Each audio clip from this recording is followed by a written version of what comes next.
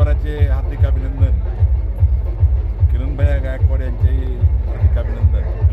या निमित्तानं काँग्रेस आणि शिवसेना त्याचबरोबर रयत क्रांती सेना आणि लहुजी सेना या आघाडीचं हे यश आहे.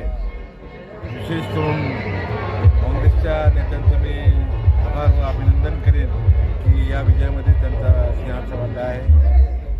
या विजयाने दाखवून दिलेलं आहे की रवी गायकवाड एक जर जागरूक असेल तर यश त्याच्या पाठीमागं राहतं, जनता त्याच्या